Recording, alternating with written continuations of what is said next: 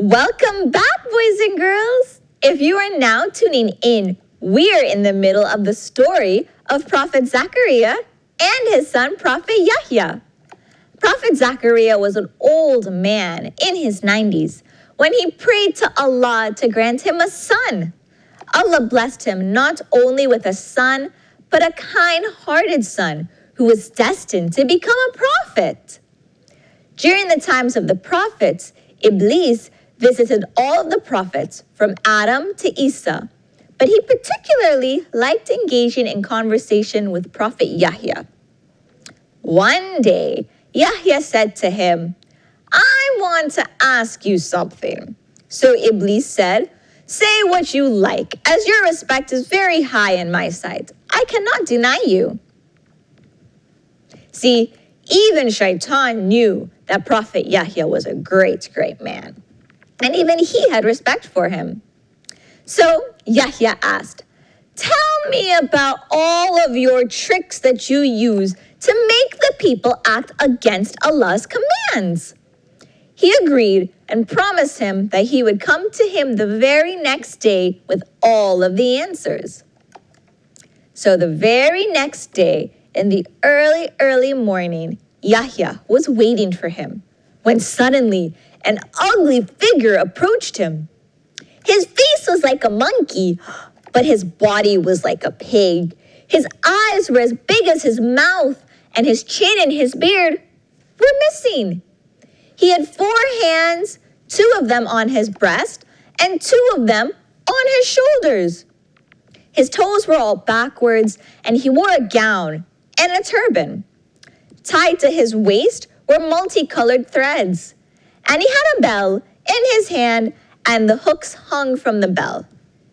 Yahya asked him about his turban, which he tied on his waist. He said, "This is a cage made by him. It is painted with different colors to attract the males, and the coloring threads are the oaths of women, which are to attract the males as well, by evil tricks."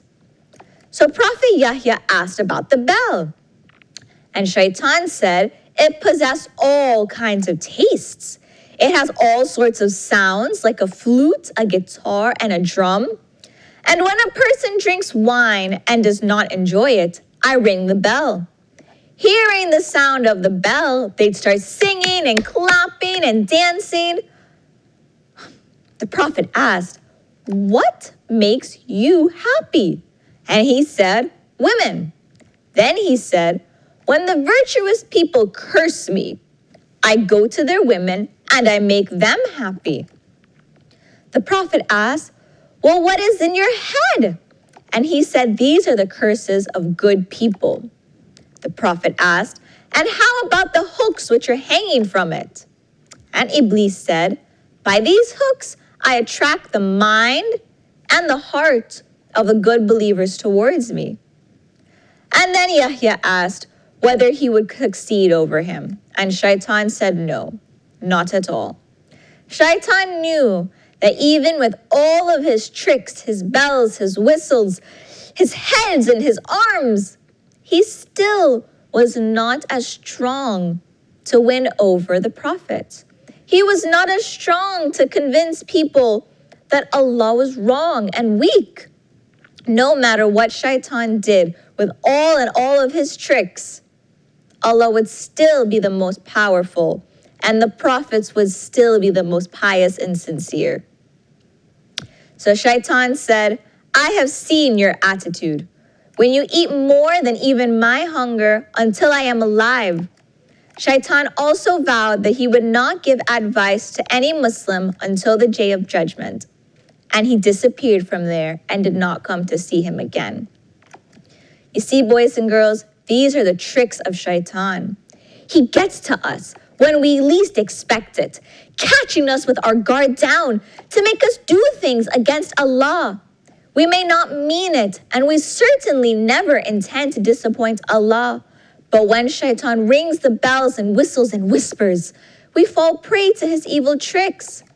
If we think about Allah often, then Shaitan will not have an opportunity to trick us into sin.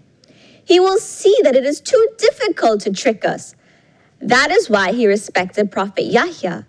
He saw Prophet Yahya as a strong, obedient Muslim, and there was no way Shaitan could trick him into doing bad deeds. Iblis tried all how to bring harm to the prophets, but nothing worked. They were all steadfast, and they all held Allah deep in their hearts, and they knew right from wrong. That's why we must always put all of our focus on doing good for Allah, boys and girls, and Allah will keep us on the straight path. Now, Prophet Zakariyyah continued preaching the religion of Allah even into his old age. Remember, he was over 90. The disbelievers not only ignored the teachings of Zakariyyah, but they tortured him too. One day, Iblis was roaming among the people in Palestine and gossiping about Maryam and Zakariyyah and defaming them. So the people turned against Zakariyyah, and they were ready to kill him. Zakariyyah ran towards a tree to escape the enemies, and the trunk of the tree cracked so Zakariyyah could enter it. And then the two halves joined back as one, just as it was before, to hide him. But Iblis brought the people to the tree where Zakariyyah was hiding. He searched for him by putting his hand below the tree and asking people to split the tree into pieces. The people obeyed him and cut the tree, slicing Prophet Zakariyyah with their axes. Subhanallah. Prophet Ibrahim knew that it was his time, and Prophet Zakariyyah knew that it was time. He could not fight Allah's will. Allah made it so that he felt no pain. Allah sent his angels down and bathed his dead body, and they said a prayer for him for 3 days. He had left his son to help Islam in Jerusalem, and he accepted his fate. He knew that he was old and that Allah would take his life soon. But he was ready once he knew that Yahya would do everything that was necessary. Prophet Zakariyyah alayhi salam did not even give a single cry as his body was being cut into pieces. May Allah be pleased with him. Now, after the loss of his father, Prophet Yahya lived his life to honor his father and did everything he could to make him and his legacy proud. He spent his entire life showing compassion for mankind, even as a child. He was a vision of piety and goodness, just like his parents. Prophet Yahya alayhi salam was always good to his parents and all of the elderly people around him. And we should all follow in his footsteps to respect and appreciate our elders. Yahya lived his life according to Islam, trying to encourage people to follow it and learn the oneness of Allah. His piety and humility were respected from everyone. When you grow older, boys and girls, what do you want people to remember you for? Do you want to be remembered as the boy with the big house or the girl with the fancy car? Or do you want to be known as the kind-hearted boy and the generous girl? These are truly much better goals in life, boys and girls. So live your life in such a way that people will like and respect you. Inshallah, we will all grow up to make our parents proud and be honorable young men and women. Now that just about wraps it up for today, kids. Before we go, I'd like to ask you all to hug your parents extra tight tonight.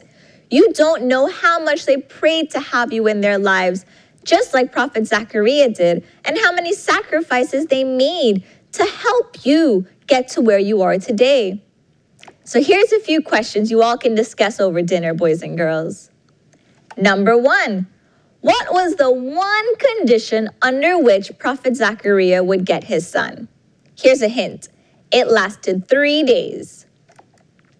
Question number 2, who is the child of Maryam radiallahu anha? Number 3, describe some of the tricks Shaitan uses to trick the believers into doing wrong. And lastly, number 4, why did Prophet Yahya always run to the forest and cry? Okay, well that's it for today, boys and girls. Thank you for tuning in for Storytime with me, Sophia, And I'll see you next time for more stories of our prophets, inshallah. Assalamu alaikum.